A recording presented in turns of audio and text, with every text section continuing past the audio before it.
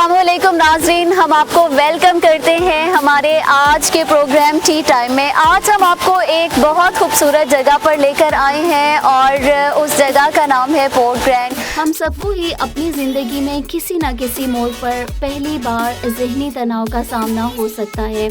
ज़िंदगी में छोटी छोटी चीज़ें, गलत लाइफस्टाइल भी हमारे मिजाज पर अंदाज़ों से ज़्यादा मनफी असरात मुरतब कर सकते हैं। पुरसकून माहौल आपके मिजाज पर मस्बत असर डालता है। आज हमने पोर्ट ग्रैंड का इंतखाब इसीलिए किया है क्योंकि हम यहाँ आज बात करेंगे ज़हनी सेहत पर। कराची के शोर और हंगामे की ज़िंदगी से दूर ये एक पुरसकून जगह है। कराची पोर्ट के साथ साथ 18वीं सदी के पुल पर आपको मिलेगी पोर्ट ग्रैंड फूड स्ट्रीट, जो कि एशिया की तवील तरीन फूड स्ट्रीट्स में शुमार होती है। तो कभी कभी सिर्फ अपने लिए भी वक्त निकालिए, अपनी मसरूफ़ ज़िंदगी में से कुछ वक्त मेडिटेशन के लिए, आपकी मेंटल हेल्थ के लिए बहुत अच्छा ऑप्शन। ज़हनी सुकून की कितनी ज़्यादा अहमियत है हमारी ज़िंदगी में और पोर्ट ग्रैंड इसके लिए एक बेहतरीन इंतखाब होगा आपके लिए। इस वक्त हम मौजूद हैं पोर्ट ग्रैंड की आर्ट गैलरी में और ईशल हमारे साथ हैं और ईशल से यहाँ पर हम ये पूछेंगे कि बेसिकली डिप्रेशन है क्या। आसान लफ्ज़ों में ईशल आप हमें ये बताइए कि डिप्रेशन को हम किस तरह डिफ़ाइन करेंगे। तो बेसिकली डिप्रेशन जो है एक मेंटल हेल्थ कंडीशन होती है जिसके अंदर अगर किसी इंसान को 2 हफ्ते से ज़्यादा तक 5 सिम्टम्स हों और उन सिम्टम्स में उनको लैक ऑफ एनर्जी हो सकती है, वो लेज़ी फील कर सकते हैं, जिन चीज़ों में उनको पहले इंटरेस्ट था उसमें अब उनको इंटरेस्ट नहीं रहा, सोने में परेशानी हो रही हो है, उनका एपेटाइट बढ़ गई हो या कम हो गई हो है, और अगर ये सिम्टम्स किसी को 2 हफ्ते से ज़्यादा तक हैं तो वो क्लिनिकली डिप्रेशन से डायग्नोज हो सकते हैं। ये क्लिनिकल इसकी डेफिनेशन है। डिप्रेशन की खाली एक किस्म नहीं होती, इसमें डिफरेंट किस्म्स होती हैं। तो जो मैंने अभी आपको समझाया ये है क्लिनिकल डिप्रेशन। इसके अलावा होता है पोस्टपार्टम डिप्रेशन, इसके अलावा manic depression, bipolar depression, different types होती हैं डिप्रेशन की भी। सिवियरिटी भी इन डिप्रेशन कंडीशंस की डिफरेंट हो सकती है। तो डिप्रेशन लोग यूजली कंफ्यूज कर जाते हैं सैडनेस, लोनलीनेस, एंग्जाइटी से। अगर कोई किसी को सैडनेस या लोनलीनेस या anxiety long duration of period के लिए है तो वो इवेंचुअली डिप्रेशन के अंदर रिजल्ट कर सकता है। ईशल मुझे ये बताइए, फॉर एग्जांपल अगर हमें अपना सेल्फ एग्जामिन करना है, एक बंदा है पहले वो किताबें पढ़ने में दिलचस्पी रखता था, म्यूज़िक सुनना उसको अच्छा लगता था, बट स्लोली आहिस्ता आहिस्ता वो अपना इन चीज़ों में इंटरेस्ट खो रहा है, तो या आप किस तरह इस चीज़ को वो करोगे, डिफ़ाइन किस तरह करोगे कि हाँ आप अपना एनालिसिस, सेल्फ एनालिसिस करो और आपको लगे कि now I need to meet a psychologist और साइकोथेरेपिस्ट और साइकाइट्रिस्ट। तो इस बारे में हमें कुछ बताइए जी। तो सेल्फ थेरेपी से पहले मैं बोलूँगी कि लोगों को एक्नॉलेज करना सीखना चाहिए कि डिप्रेशन का जो स्टिग्मा है इसके अराउंड, कि लोग बोलते हैं कि बिल्कुल इससे हटो, पहले तो इसको एड्रेस करना है कि लोग अप्रिशिएट कर सकें, बोल सकें अच्छा है ये कंडीशन, अब इसको कैसे ट्रीट करा जाए। तो सबसे पहली स्टेप है ये एक्नॉलेज करना कि ये कंडीशन एग्जिस्ट करती है, दुनिया भर में एग्जिस्ट करती है। मतलब 1 in every 5 individual world wide जो हैं वो डायग्नोज होते हैं डिप्रेशन के साथ। तो इस इशू को इग्नोर करना, कहना कि नहीं ये छोड़ दो, ये तो ऐसी किसी को फीलिंग हो रही है, ये सबसे बुरी बात है। तो पहले आप इसको एड्रेस करोगे, बोलोगे कि चलो ये हो सकता है। अब आप अपने आप को जो अभी सिम्टम्स आपसे डिस्कस करें, किसी को अगर इनमें से कोई 5 सिम्टम्स हैं 2 हफ्तों से ज़्यादा तक, तो फिर वो उनको सोचना चाहिए कि अब इसको कैसे एड्रेस करें। अगर वो, जैसे आपने बोला, अगर कोई पेंटिंग एंजॉय करता है और अब वो पेंटिंग में उनका दिल नहीं लग रहा और काफ़ी 1-8 महीना गुजर गया और उनको लग रहा है कि उनका बिल्कुल इंटरेस्ट लूज़ हो चुका है, तो इसमें कोई बुरी बात नहीं है कि आप किसी और के पास जाओ हेल्प के लिए, इससे आपकी ही बेहतरी होएगी। अच्छा, मुझे ये बताइए कि हमें मेडिकेशन की तरफ जाना कितना ज़्यादा सही है कि अगर आपको डिप्रेशन है, समटाइम हमें सजेस्ट किया जाता है कि ओके फ़ाइन आप डॉक्टर के पास जा रही हैं। अब जैसे इस वक्त हम एक खूबसूरत सी आर्ट गैलरी में बैठे हुए हैं, आपने भी कहा कि आर्ट थेरेपीज़ बहुत हेल्प करती हैं। मेडिटेशन, एंटी डिप्रेसेंट्स को लेना, उसके हवाले से हमारी सोसाइटी के अंदर बहुत ज़्यादा मिथ्स पाई जाती हैं। हम यूजुअली, अगर पहली बात तो ये है कि हम डिप्रेशन पे बात करने से डरते हैं, हम इसको एक स्टिग्मा कंसीडर करते हैं, हम लोगों को बताते नहीं हैं कि हमें डिप्रेशन है। और इसके अलावा अगर हम किसी डॉक्टर से अपना इलाज करवा रहे हैं तो भी हम इसके ऊपर बात नहीं करते।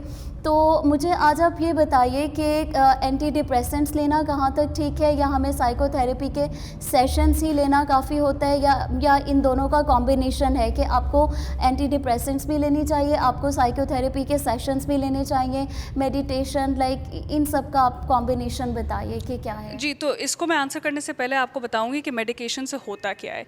जिस बंदे को हमने जो डिप्रेशन की बात करी, सिम्टम्स, ये आपके बिहेवियरल सिम्टम्स हैं। इसके अलावा आपके जहन में क्या हो रहा है, इसको समझना ज़रूरी है। तो आपके जहन में जो 3 मेन केमिकल्स होते हैं, न्यूरोट्रांसमिटर्स कहलाते हैं, जो डिप्रेशन से लिंक्ड हैं, वो डोपामीन है, नॉरएड्रेनालिन और सेरोटोनिन। अब यूजुअली जो मोस्ट कॉमन केस होता है उसके अंदर ये जो केमिकल है, न्यूरोट्रांसमिटर आपकी ब्रेन के अंदर, सेरोटोनिन, ये रिड्यूस हो जाता है। तो इसको बढ़ाने के अब क्या तरीके हैं? अब जैसे आपने बोला मेडिकेशन किसी को दे दी तो उसको ये एलिवेट हो जाता है, ये वाली उनकी स्पेसिफिक केमिकल। मगर मसला ये होता है खाली मेडिकेशन से कि ये तो एलिवेट हो जाता है, जो दूसरे 2 आपके केमिकल्स हैं वो डिप्लीट होना शुरू हो जाते हैं, क्योंकि आप एक्सटर्नल सोर्स प्रोवाइड कर रहे हो। तो अगर आप ये लॉन्ग टर्म मेडिकेशन की थेरेपी अगर आप अडॉप्ट करते हो तो इससे आपकी बॉडी खुद ये केमिकल्स प्रोड्यूस करना भूल जाती है ओवर टाइम। तो आपको ये मेडिकेशन मैं ये नहीं कह रही कि नहीं लेनी चाहिए बिल्कुल, पर इनका कॉम्बिनेशन लेना चाहिए आपको ऐसी एक्सरसाइजेस से, ऐसी एक्टिविटीज़ से जो ये नेचुरली आपकी बॉडी में ये डिफरेंट केमिकल्स प्रोड्यूस कर सकें। तो जैसे हमने पहले डिस्कस कर रहे थे कि अगर आप आर्ट थेरेपी कर रहे हो या फिर आप मेडिटेशन कर रहे हो, मेडिटेशन जो है वो भी ओवर टाइम आपके सेरोटोनिन लेवल्स बढ़ाता है, आपको रिलैक्स करता है। तो आपको अपनी ब्रेन की केमिस्ट्री और ब्रेन की जो वायरिंग है उसको जहन में रखते हुए दोनों टेक्निक्स को अडॉप्ट करना चाहिए। और अगर आप फॉर एग्जांपल अगर आप चाह रहे हो कि आप मेडिकेशन ना लो, तो पहले आप अगर क्या पता आपको इतना सिवियर केस नहीं हो डिप्रेशन का, तो आप पहले मगर मेडिटेशन और इन सब डिफरेंट एक्टिविटीज़ का ये होता है कि इनके जो इफेक्ट्स होते हैं ये 1-2 महीने से पहले नहीं नज़र आते। तो आप ये समझोगे कि आप एक मेडिटेशन या एक आर्ट थेरेपी के सेशन में गए उसके बाद आप सही हो गए, ऐसा बिल्कुल नहीं होएगा। ऑल्दो मेडिकेशन से ऐसा हो सकता है, आपको शॉर्ट टर्म रिलीफ मिल सकता है, मगर ये समझना बहुत ज़रूरी है कि मेडिकेशन से लॉन्ग टर्म नेगेटिव इफेक्ट्स हो सकते हैं, वेयर एज जो ये डिफरेंट थेरेपीज़ हैं ये लॉन्ग टर्म आपको बेनिफिट करेंगी। तो इन दोनों को साइड बाय साइड लेके आप चलोगे तो इससे आपकी बेहतरी होएगी। अच्छा, मुझे ये बताइए कि जो एंटी डिप्रेसेंट्स हैं उनका दौरानिया तकरीबन कितना होना चाहिए? मतलब ये कि एक टाइम है आपने डिप्रेसेंट ली, जैसे यूजुअली लोग कहते हैं कि आप उनके आदी हो जाते हो, आपकी बॉडी उसकी आदी हो जाती है और उसके बाद फिर आपको उसको छोड़ना बहुत मुश्किल हो जाता है। हमें हमारे ऐसे व्यूवर्स के लिए जिनके बारे में इस हवाले से कुछ अबहाम पाए जाते हो, आप किस तरह क्लियर करेंगी इस हवाले से?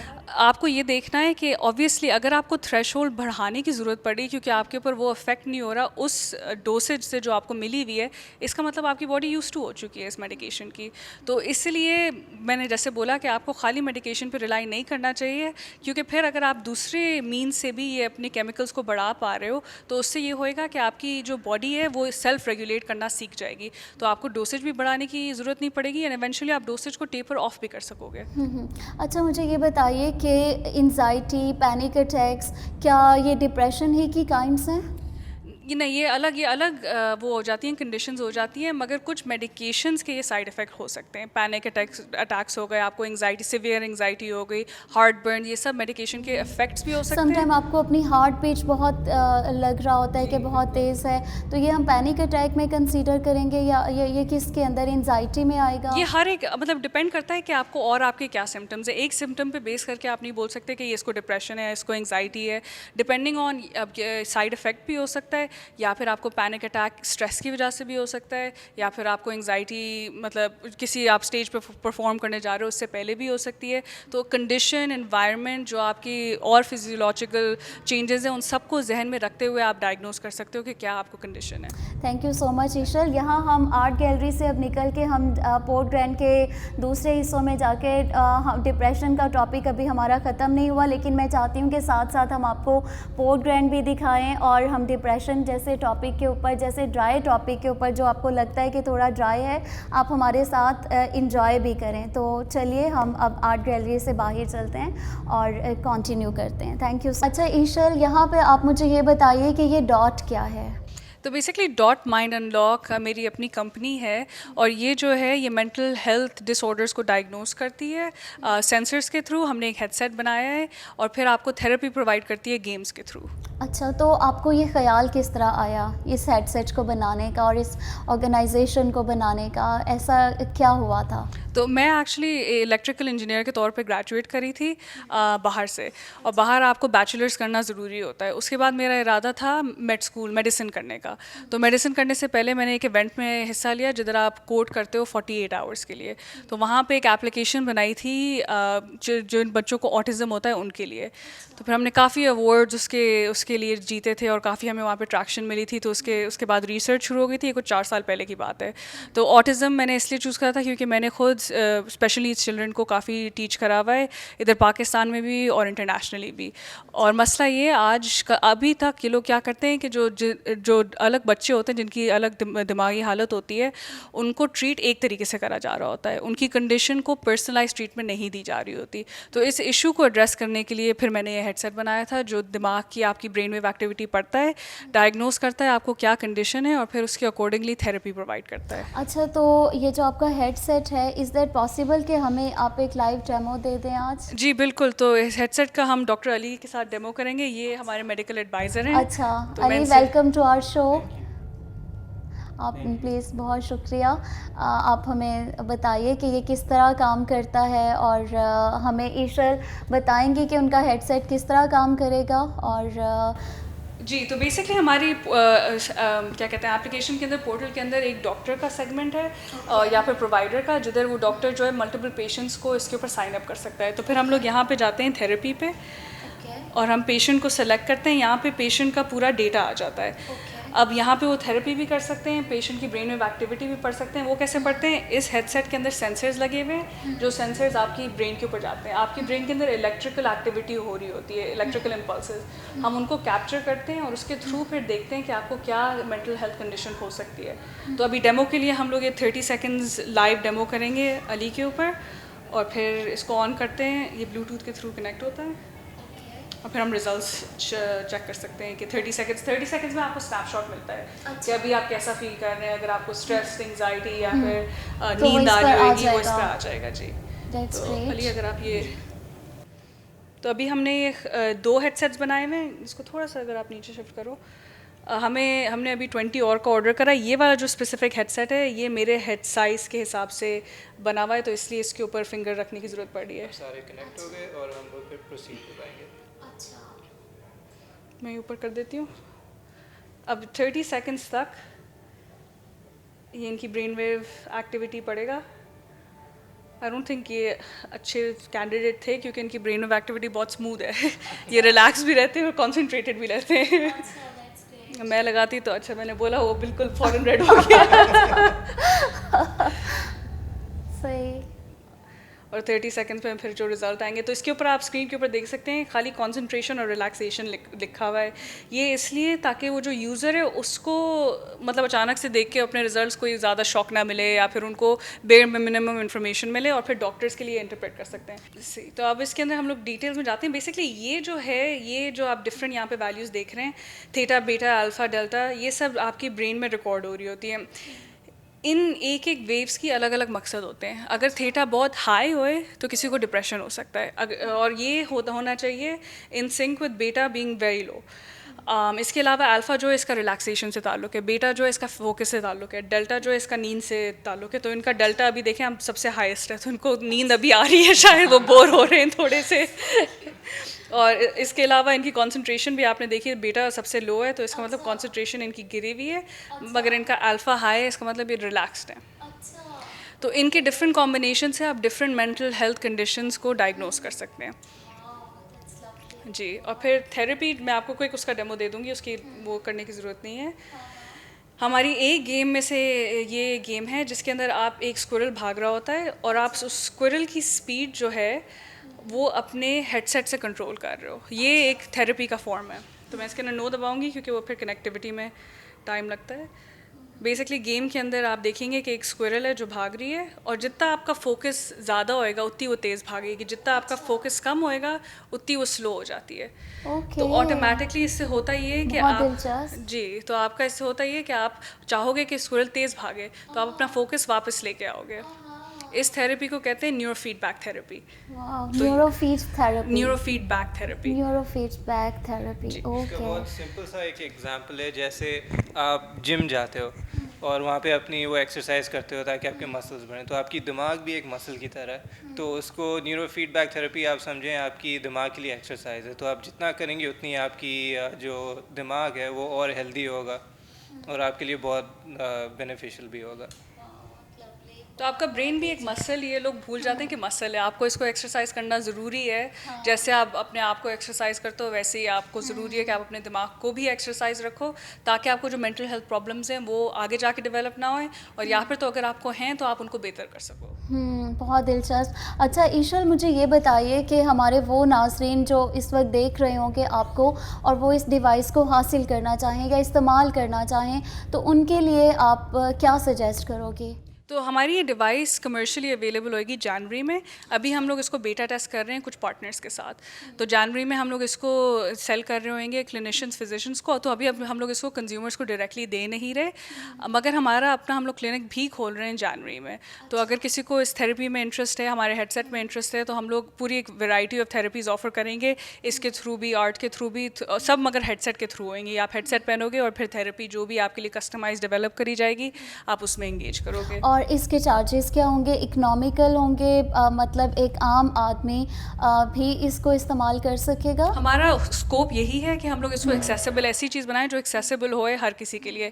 इसीलिए हमने सोचा कि जो हमारे जो सेकेंडरी मॉडल है, जो हम लोग क्लिनिशियंस फिजिशियंस को जाएंगे, उधर हम लोग क्लिनिशियंस को चार्ज कर रहे हैं। क्लिनिशियंस जो भी आपको फ़ी चार्ज कर रहे हैं, तो हम लोग डायरेक्टली कंज्यूमर्स को इसके थ्रू नहीं चार्ज कर रहे।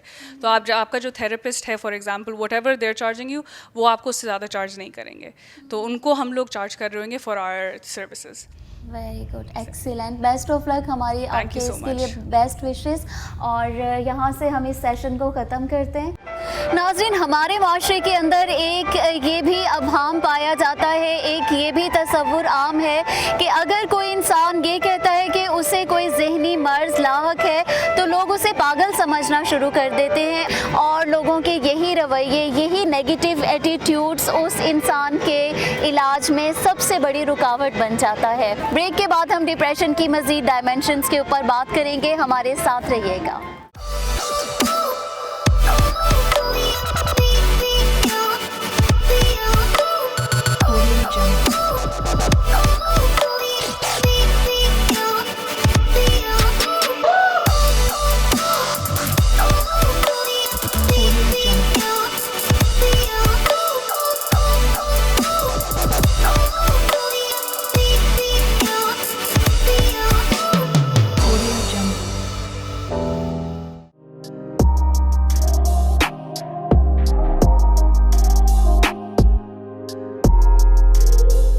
अपना एडल्ट डे केयर एंड अपना ब्रुकलिन कम्युनिटी सेंटर में घर जैसा माहौल। आपके प्यारे 18 साल के हों या बुजुर्ग, उनकी तामीरी, तफरीही, मालूमाती और समाजी अक़दार से आगाही के लिए मुकम्मल काउंसलिंग। साल से पाकिस्तानी ही नहीं बल्कि दीगर कम्युनिटीज़ की भी खिदमत अपना एडल्ट डे केयर एंड अपना ब्रुकलिन कम्युनिटी सेंटर का है मिशन। आज ही रब्ता कीजिए।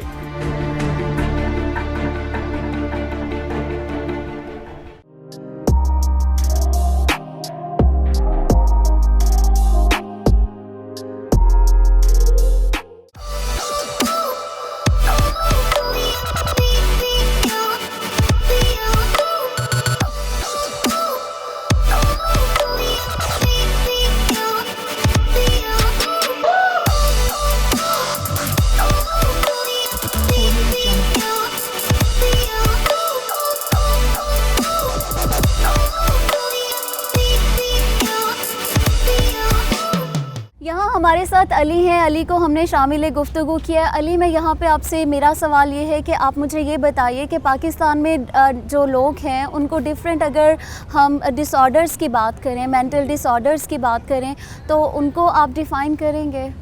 जी, लेकिन पहले थोड़ी सी स्टेटिस्टिक्स मैं आपको बताता हूँ। जैसे आप 2018 में पाकिस्तान में 30 मिलियन, मतलब 3 करोड़ अवाम को मेंटल डिसऑर्डर डायग्नोज हुआ है। और ऐसे पाकिस्तान में बहुत लोग हैं जिनको अभी डायग्नोज हुआ नहीं है। और जी, तो ये बहुत, लकली या अनलकली, क्योंकि इसकी बहुत कॉम्प्लिकेशंस भी होती हैं कि एक चीज़ अगर आपको डायग्नोज नहीं हुई ऐसी जो चीज़ डायग्नोज नहीं होती वो भी ख़तरनाक है, क्योंकि आपको एक मर्ज़ है और आपको पता नहीं है उसके बारे में। और आप उसमें सफ़र कर जी रहे हो। बिल्कुल। तो इसमें काफ़ी ऐसी चीज़ें होती हैं, जैसे एडीडी होता है। एडीडी मतलब जैसे छोटा बच्चा होगा, क्लासरूम में होगा, वो कभी बोर्ड को देख रहा होगा या टीचर को देख रहा होगा, वो एक जगह पे फोकस नहीं कर पा रहा होता। मतलब आपका कहने का मतलब ये है कि ये बच्चों में भी हो सकता है। जी बिल्कुल, ये बच्चों की एक कैरेक्टरिस्टिक आप समझे मेंटल डिसऑर्डर होता है। अच्छा। और फिर एक होता है ऑटिज़म। ऑटिज़म में भी वो थोड़ा सा इंटरेक्शन में उनका मसला होता है, जैसे बिहेवियर, वो थोड़ा सा बिल्कुल वो डर लग रहा होता है उनको दूसरे लोगों से बात करने का, उनको बहुत स्केड्यूल फिक्स होना मतलब होता है। कॉन्फिडेंस नहीं होता, एतमाद की कमी होती है। जी, उनका थोड़ा सा वो डिसऑर्डर उसमें होता है। फिर एक स्किज़ोफ्रेनिया होता है जिसमें उनको हकीकत के बारे में पता नहीं होता अडल्ट्स को। और फिर बाइपोलर डिसऑर्डर होता है जिसमें बहुत सीवियर मूड डिसऑर्डर होता है। और फिर एक कन्वर्जन डिसऑर्डर होता है जो ट्रॉमा और किसी वजह से आपको दिमाग वो कोई ब्लाइंडनेस हो जाती है या पैरालिसिस हो जाती है और आपको पता नहीं हो रहा होता किस लिए होता है ये। नहीं, लेकिन सम टाइम ऐसा भी तो होता है। मैंने पढ़ा था एक जगह पे, आई थिंक उसको कन्वर्जन डिसऑर्डर ही कहते हैं। मतलब ये कि आपको कोई मसला, रियलिटी में वो मसला, वो बीमारी एग्जिस्ट नहीं कर रही है, लेकिन आपको लग रहा है कि जैसे फॉर एग्जांपल आपको लग रहा है कि आप पैरालाइज्ड हो गए हो। आप डॉक्टर के पास जाते हो और वो आपको बताते हैं कि फ़िज़िकली आपकी बॉडी में कोई मसला नहीं है, आप मेडिकली बिल्कुल ठीक हो, और आपको जस्ट आपके यहाँ पे मसला है। और आपको जब आई थिंक कुछ थेरेपी सेशंस या उसके थ्रू आपको ठीक किया जाता है, और उसके बाद you are able to move your body और इजीली, और ये सारा कुछ। तो इस तरह का कुछ पहले कन्वर्जन डिसऑर्डर में ये होता था कि वो समझते थे कि कोई फिज़िकल चोट की वजह से वो आपको एक मेंटल एक ट्रॉमा रह जाता था जिसकी वजह से फिर ये पैरालिसिस हो रहा है। अच्छा। लेकिन अभी रिसेंट जो एविडेंस और रिसर्च आया है उसमें बताया गया है जैसे आपको कोई मेंटल इशू, जैसे कोई आपको मेंटल डिसऑर्डर या कोई मेंटल स्ट्रेस की वजह से आपको ये चीज़ें होती हैं, इसके लिए फिर आपको अच्छा। साइकोथेरेपी, म्यूज़िक थेरेपी हो गई आपकी, या मतलब न्यूरो आपको फीडबैक किसी थेरेपी। स्ट्रेस की वजह से ऐसा हो सकता है कि आपको ऐसा लगे कि मुझे को ये हो रहा है, लेकिन रियलिटी में वो एग्जिस्ट नहीं होता। जी यूजुअली होता है ये इमोशनल ट्रॉमा इसको कहलाता है, कि आपका ब्रेन ऐसे एक्ट करना शुरू हो जाता है कि आपके ब्रेन प्रिटेंड करता है कि आपको असल में ये चोट लगी है, तो आपको ब्रेन जो सिग्नलिंग देगा वो ऐसा है कि आपका जो फॉर एग्जांपल लेग असल में पैरालाइज हो गई है, मगर इन रियलिटी आपकी ब्रेन की वो कनेक्टिविटी मौजूद है। मगर इसको भी ट्रीट करा जाता है उसी थेरेपी के थ्रू जैसे आप एक्चुअल पेशेंट को ट्रीट करोगे, क्योंकि आपके जहन के अंदर अगर आपके जहन में ये बात बैठ गई है कि आपको इमोशनल ट्रॉमा के थ्रू कि आपकी लेग पैरालाइज्ड है, तो फिर आपको रिकवरी वही प्रोसेस फॉलो करना होता है जो एक नॉर्मल पेशेंट करेगा। अच्छा, ओके। और क्या डिप्रेशन में आप दोनों में से जो भी चाहे मुझे इसका जवाब दे कि क्या डिप्रेशन के अंदर इतनी स्ट्रेंथ होती है कि आपकी बॉडी खुद से पेन्स जनरेट करना लग जाए, अगर हम आसान अल्फाज में कहें लोगों को समझाने के लिए? तो ये कोमॉर्बिडिटी हो गई। ये अब आपको कन्वर्जन डिसऑर्डर और डिप्रेशन ओवरलैप, क्योंकि डिप्रेशन का यूजुअली ये होता है कि इनके साथ कोमॉर्बिडिटीज़, मतलब कि आपको डिप्रेशन और other mental health condition side by side हो सकती हैं। तो अगर आपको ऐसा महसूस हो रहा है कि आपकी बॉडी में पेन्स हो रहे हैं, वो डिप्रेशन तो प्राइमरी सोर्स था, मगर उसकी वजह से आपका सप्लीमेंट्री कन्वर्जन डिसऑर्डर भी आपको हो सकता है। तो ये मतलब लोगों को देखना चाहिए। जैसे हम लोगों ने बात की थी कन्वर्जन डिसऑर्डर में कि कोई मेंटल स्ट्रेस होता है, तो जैसे मेजर डिप्रेसिव डिसऑर्डर अगर आपको, वही बहुत एक मेजर आपको स्ट्रेस वो फैक्टर होता है जिससे आपको कन्वर्जन डिसऑर्डर हो जाए। और अली, सुसाइडल थॉट्स के बारे में आप बात करना चाहेंगे? जैसे अभी आपने देखा कि करंटली भी पे दर पे अगर हम थोड़ी सी रिसर्च करें, 2018-2019 के अंदर भी बहुत सारे लोगों ने, कुछ फेमस लोगों ने, कुछ स्टूडेंट्स ने सुसाइड की है, और हम लोग उसको किसी ना किसी और दूसरी चीज़ों के साथ रिलेट कर देते हैं। जैसे हम मेंटल हेल्थ को भी हमारे यहाँ इतनी इंपॉर्टेंस नहीं दी जाती, ऐसे ही हम सुसाइडल थॉट्स को या इसको भी हम बहुत ज़्यादा पसे पुश डाल देते हैं, इग्नोर कर देते हैं। तो इसके बारे में आप कुछ कहेंगे कि अगर कोई बंदा, उसको सुसाइडल थॉट्स आ रहे हैं, सम टाइम वो माएँ जो पोस्टमार्टम डिप्रेशन में से गुज़र रही होती हैं, सम टाइम आप जस्ट डिप्रेशन में से गुज़र रहे होते हो नॉर्मली, तो उसके लिए क्या करना चाहिए? देखिए यहाँ पे पाकिस्तान में सबसे बड़ा एक ये इशू है कि जैसे अगर किसी को ऐसी थॉट्स हो रही होती हैं कुछ, तो वो समझते हैं कि ये थोड़ा सा उनके शर्म की बात होती है, वो किसी से बात नहीं करते इसके बारे में, वो अपनी ये दिमागी जो बातें होती हैं वो अपने दिमाग तक ही रखते हैं। इसका एक सबसे बड़ा एक इम्पोर्टेंट जो हम लोग बोलते हैं कि भाई पहला जो इसका कदम है इसको सही करने का, भाई आपको अपने आप को बताना होगा कि भाई आपको एक इशू है, तो आपको लोगों से बात करनी होगी जाके, ताकि या सपोर्ट ग्रुप या कोई थेरेपिस्ट के पास जाएं। उस थेरेपिस्ट का ये एक बड़ा वो भी एक स्टिग्मा होता है कि लोग बोलते हैं यार अभी ये डॉक्टर के पास हम लोग जाएंगे, वो पता नहीं लोग क्या समझेंगे। इसमें प्लीज़ ये एसेंशली ख़त्म करना होगा, क्योंकि आपकी अपनी है मेंटल हेल्थ है। अगर ये सुसाइडल थॉट्स होंगी वो आपको और कोई हेल्प नहीं कर सकता। आपको अपने आप को पहले थोड़ा सा एक कदम आगे हाथ वो आपको अपना बढ़ाना होगा ताकि लोग आपकी मदद करें। तो सपोर्ट ग्रुप्स हैं काफ़ी, ऑनलाइन भी सपोर्ट ग्रुप्स हैं, फिर आप थेरेपिस्ट के पास जाएं, उनसे बात करें, लेकिन मेन पॉइंट है कम्युनिकेशन आप करें लोगों से। और आप इस चीज़ को कितनी हद तक सही समझते हैं कि हमारे फैमिली मेम्बर्स, हमारे फ्रेंड्स वो हमें टीज़ ना करें? मतलब ये कि समटाइम हम अपने फ्रेंड्स को ही हमारे यहाँ तो यूजुअली एक हमने किसी को टीज़ करना होता है तो हम कहते हैं साइको है यार, साइको पेशेंट है। लाइक हमने तो इस चीज़ को इतना ज़्यादा इस तरह बना दिया है, तो शायद एक इसी तरह का रवैया है कि लोग अपनी नफ्सियाती प्रॉब्लम या साइकोलॉजिकल प्रॉब्लम्स के ऊपर बात करने से भी डरते हैं कि सबसे पहले तो आपके फ्रेंड्स, उनको चाहिए कि यार अगर आपका कोई दोस्त इस तरह के प्रॉब्लम से गुज़र रहा है तो आपको उसको एक शेल्टर देना चाहिए, एक शोल्डर देना चाहिए, उसको स्ट्रेंथ देनी, उसकी स्ट्रेंथ बनना चाहिए। तो इस हवाले से भी आप लोगों को मैसेज दीजिए कि आपको पता चले कि आपका कोई दोस्त डिप्रेशन में या उससे गुजर रहा है तो आपको उसका कितना आपको उसका सपोर्ट सिस्टम बनना चाहिए। नहीं, बिल्कुल बहुत इम्पोर्टेंट होता है सपोर्ट सिस्टम में। कोई भी जैसे अगर कोई बंदा ऐसे कोई ट्रेजेडी के थ्रू जा रहा है, उसको होना चाहिए कि भाई लोग थोड़ा सा सॉफ्टनर अंडरस्टैंड करें। इसमें अवेयरनेस का एक बहुत बड़ा इशू है, वो लोगों को थोड़ा सा अवेयर बनाना पड़ेगा कि भाई ये स्टिग्मा नहीं है, साइको नहीं है वो बंदा, उसको बेचारे को मदद की ज़रूरत है। और थोड़ा सा अगर सॉफ्टन करके अपना थोड़ा सा हाथ बढ़ा दें तो इसमें कोई ऐसी तो वो वापस अपनी नॉर्मल ज़िंदगी जी सकता है और इसमें कोई मुश्किल बात नहीं है। अच्छा, जैसे अभी आपने बात की बच्चों में डिप्रेशन, इसकी रीज़न्स आप दोनों को क्या लगती हैं? पेरेंट्स का, हमारा आज का लाइफस्टाइल, पेरेंट्स फॉर एग्जांपल अगर वर्किंग पेरेंट्स हैं तो क्या वो अगर अटेंशन प्रॉपरली नहीं दे पा रहे? आजकल मजबूरी है, माँ बाप दोनों को काम करना पड़ता है, हमारे जो हालात हैं, जो सारा कुछ है। तो आप ईशल इसकी क्या रीज़न समझते हो अगर आपको लगता है कि बच्चों में भी इस तरह की चीज़ें? मिलेनियल्स में ये बहुत बड़ा इशू आ गया है आजकल, और इसकी बहुत डीप सीटेड रीज़न है। हमारी जो बॉडीज़ हैं ये बनी हुई हैं हज़ारों साल की उस पर अडेप्टेशन पे, और हज़ारों सालों पहले क्या होता था, आप लोग रहते थे कम्युनिटीज़ में, आप आंसरेबल होते थे कम्युनिटीज़ को, आप अपना दुख, गम, खुशी जो भी थी, जो प्रॉब्लम्स थे, आप एक कम्युनिटीज़ मिल के डिसीजंस लेती थी। उसकी पावर कुछ और होती थी, उसकी वजह से लोगों को ये प्रॉब्लम्स आती नहीं थी। तो आपकी जो बॉडी है, जो वही जो पुरानी बात हम कर रहे थे सेरोटोनिन लेवल्स की, ये जो आप जैसे फॉर एग्जांपल अगर मेरा भाई कोई अवार्ड अचीव करता है तो मैं प्राउड फील करूँगी। ये फीलिंग ऑफ प्राइड का ताल्लुक है सेरोटोनिन से। तो अगर और यही सेरोटोनिन जनरेट होता है जब आप किसी कम्युनिटी के हिस्सा में होते हो, और यही जब सेरोटोनिन बहुत डिक्रीज़ हो जाता है तो फिर आपको डिप्रेशन हो जाता है। तो अब हो क्या रहा है आजकल के ज़माने में कि जो कम्युनिटीज़ हैं ये अब डिस्पर्स हो चुकी हैं। सबको, हर एक बंदे को आदत हो गई है अकेले रहने की, अपनी लाइफस्टाइल खुद जीने की। तो हम लोग पुराने ज़माने में जो कम्यूनल लिविंग थी उससे हटकर अब इंडिविजुअलिटी पे जा रहे हैं, जिसकी वजह से जिसकी हमारी बॉडी जिस बुनियादी पे बनी नहीं है। तो हम लोग अभी इस ट्रांजिशन फेज़ में जिधर ज़्यादातर लोगों को डिप्रेशन होना शुरू हो गया है, क्योंकि टेक्नोलॉजी, ग्लोबलाइजेशन, माइग्रेशन, ये सब जो एट्रीब्यूट्स हैं, इनकी वजह से अब जो कम्युनिटीज़ हैं वो कोहीसिव नहीं रही, वो डिस्पर्स हो गई हैं।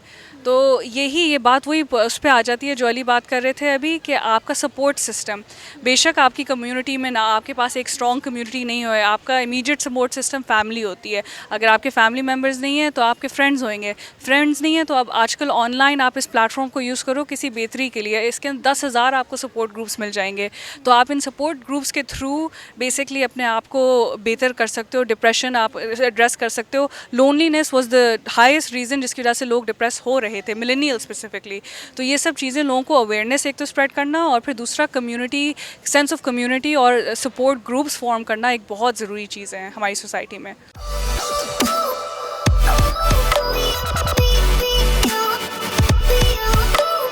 Audio Jungle.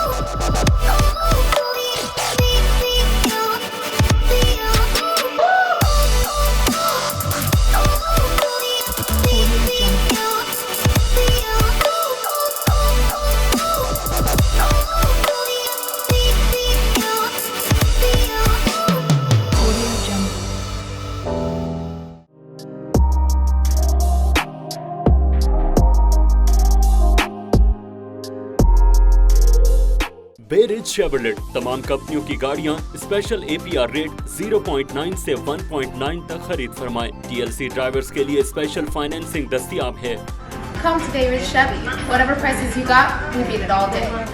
तमाम कंपनियों की गाड़ियों की सर्विस समेत एक खास ऑफर वोसा टीवी के एडवर्टाइजमेंट रेफरेंस पर हासिल कीजिए $1000 का डिस्काउंट। आज ही तशरीफ लाएं Perez Chevrolet 1575 86 street Brooklyn New York.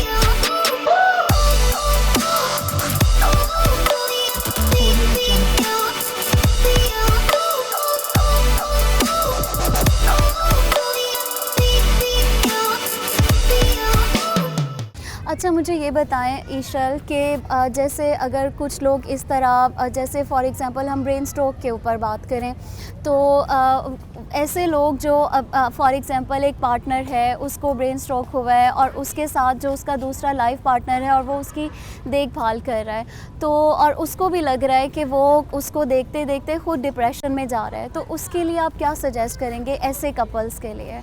देखिए, सबसे पहली बात तो होती है कि आप दूसरों की मदद जब कर सकते हो जब आपकी ख़ुद की हेल्थ 100% होए, और अगर आप दूसरे को दे जा रहे हो आप उनको केटर करते चले जा रहे हो तो एज अ रिज़ल्ट क्या होता है, आपकी एनर्जी लेवल्स, आपकी मेंटल हेल्थ, आपकी फ़िज़िकल कंडीशन डिप्लीट होती जा रही है।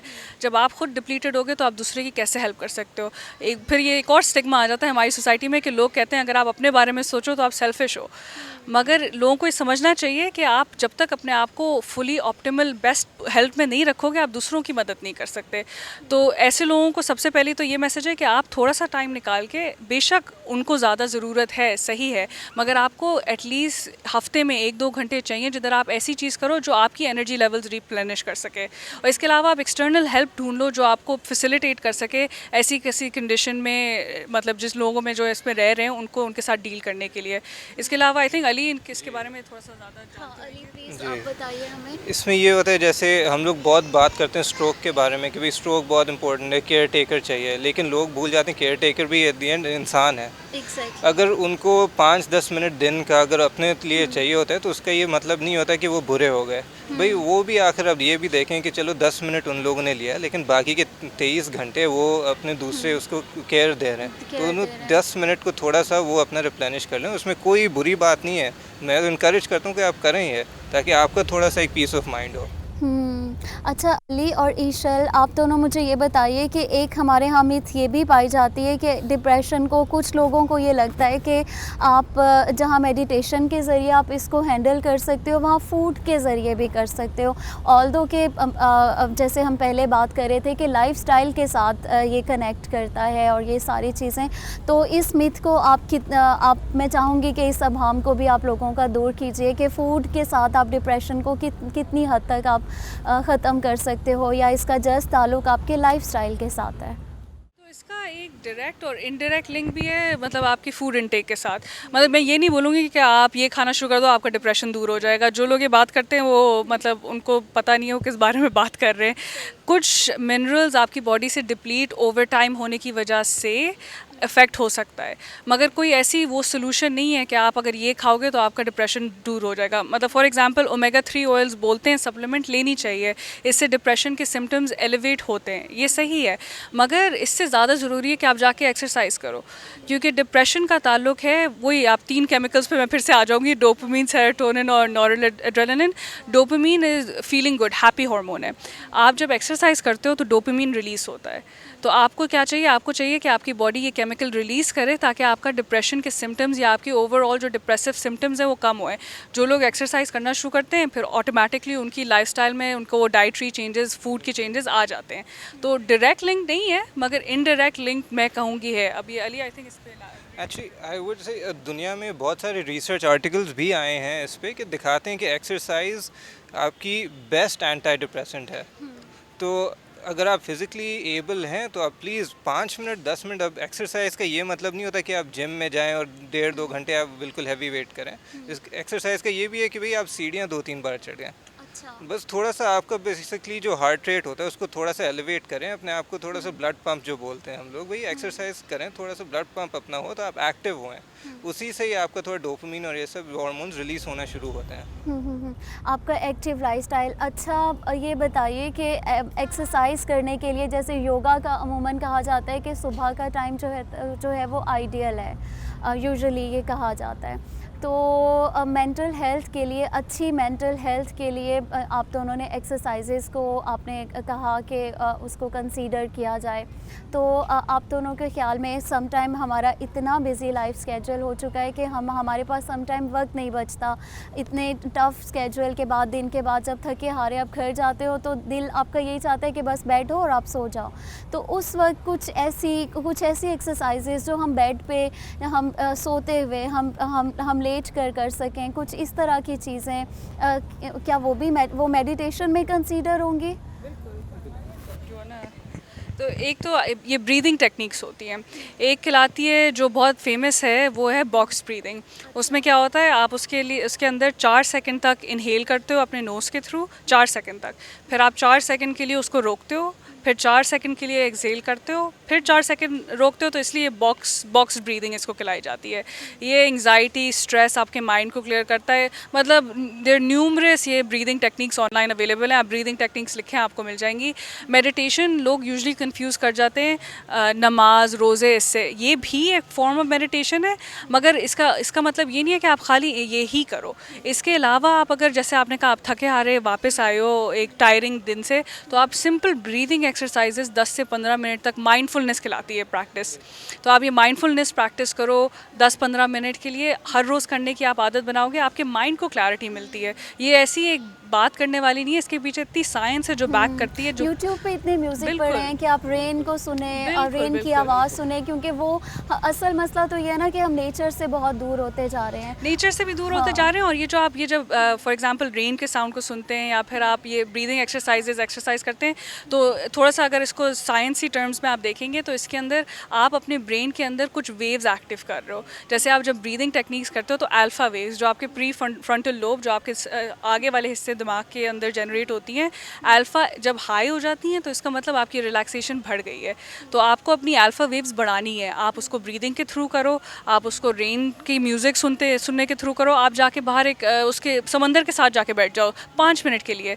ये सब चीज़ें अल्फ़ा वेव्स बढ़ाती हैं, जो डिप्रेशन को ओवर टाइम प्रिवेंट करती हैं। तो बहुत ज़रूरी है कि हर एक बंदा, अगर आप घंटा नहीं निकाल सकते तो एटलीस्ट 10-15 मिनट निकाल के आप ब्रीदिंग एक्सरसाइजेज वही कोशिश कर लें।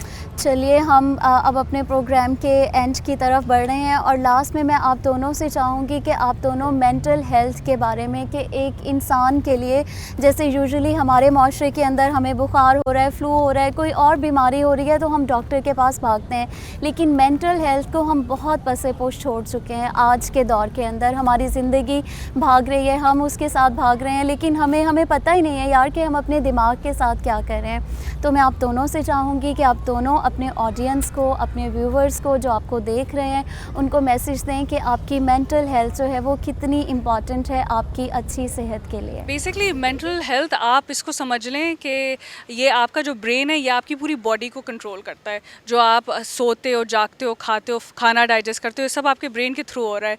तो आप बाकी सब चीज़ों पे तो फोकस करना शुरू हो गए हो, अपनी डाइट पे, एक्सरसाइज पे, बट आप जो सबसे मेन मसल है आपके जिस्म में, जो आपका ब्रेन है, उसको ही अगर ट्रीट नहीं करोगे, उसकी अगर ख्याल नहीं रखोगे, तो फिर मतलब आपको आगे जाके प्रॉब्लम्स आएंगी। और अब दुनिया भर में अगर आप देखें तो हर चीज़ से फोकस हट के मेंटल हेल्थ पे फोकस बहुत ज़्यादा बढ़ रहा है, क्योंकि लोगों को इसकी अहमियत पता लग रही है। तो प्लीज़ इस इशू को इग्नोर ना करें और दूसरे लोगों को सपोर्ट करें जिनको आपको लगता है कि किसी चीज़ की ज़रूरत है। आपके ऐसे दोस्त भी काफ़ी होंगे जो आइसोलेशन में चले गए होंगे, आपकी खुद की फैमिली में भी ऐसे मेम्बर्स होंगे जो स्ट्रगल कर रहे होंगे किसी कंडीशन के साथ। तो ज़रूरी है कि हर एक बंदा एक हेल्पिंग हैंड बढ़ाए और उनकी हेल्प करने की कोशिश करे, वरना तो हम एज अ कम्युनिटी सक्सीड नहीं कर पाएंगे। ब्रेन, हमारा जो ब्रेन है वो कमांड सेंटर है पूरी बॉडी का। जैसे ईशल ने बोला कि अगर वो नहीं चलेगा सही तो आगे फिर बंदा क्या करेगा। अगर आपका जो मेन जो चीज़ है, जो सब चीज़ कंट्रोल कर रही है, अगर वो नहीं काम कर रही सही तो आपको कुछ और करने का बिल्कुल नहीं चाहेगा कुछ दिल। अगर आप ऐसे फील कर रहे हो तो प्लीज़ रीच आउट करें, या अपने फैमिली में रीच आउट करें, या अपने करीबी दोस्त से, या अगर कोई ऐसा नहीं है तो एक कोई एक्सपीरियंस प्रोफेशनल के पास जाएं, लेकिन ज़रूर बात करें। ये जो आपके जो दिमाग में जो चीज़ें रह जाती हैं, ये इनको बस अपने अंदर नहीं रखें, क्योंकि ये बीमारी करेंगी। ये प्लीज़ आप रीच आउट करें। कैथारसिस, और इसके लिए एक अच्छा वे मेरे ख्याल में होगा कि आप कैथारसिस कीजिए, और कैथारसिस के लिए आप एक्सप्लोर कीजिए कि आपको कौन सी, जैसे हमने पहले बात की कि आपको क्या करके आपको खुशी महसूस हो रही है, तो वो कैथारसिस आप, आई थिंक वो आपकी मेंटल हेल्थ के लिए भी अच्छा होगा। जी नाजरीन, यहाँ हमारे प्रोग्राम का वक्त ख़त्म हुआ और हम आज इस पॉजिटिव मैसेज के साथ ईशल और अली का हम बहुत थैंक्स करते हैं, इन्होंने आज हमें वक्त दिया। और हम आज इस पॉजिटिव मैसेज के साथ मैं आज अपने इस प्रोग्राम का एंड करूँगी कि मेंटल हेल्थ जो है वो बहुत इम्पॉर्टेंट है हमारी अच्छी सेहत के लिए। और अब आज वो वक्त नहीं है जब हम कहते थे कि मेंटल हेल्थ अगर कोई हमें बताता है तो हम उसको बुरी तरह ट्रीट करें, हमें उसको दोस्तों की तरह ट्रीट करना चाहिए। मेंटल हेल्थ को इम्पोर्टेंस देनी चाहिए। वर्ल्ड हेल्थ ऑर्गेनाइजेशन ने इस वक्त कहा है कि आपकी ज़हनी सेहत आपकी पुरसकून ज़िंदगी के लिए बहुत अहम है। और आई होप कि आप हमारी आज की एपिसोड के बाद आप अपने वो दोस्त, अगर किसी को भी कोई भी साइकोलॉजिकल इश्यूज़ हैं, आप उनके हेल्पिंग हैंड बनेंगे, जैसा कि ईशल और अली ने कहा। इसके साथ ही हमारे आज का प्रोग्राम का वक्त अब ख़त्म होता है। पोर्ट ब्रांड से हम आज आपको अल्लाह हाफिज़ कहते हैं, और पोर्ट ब्रांड की मैनेजमेंट का बहुत शुक्रिया। थैंक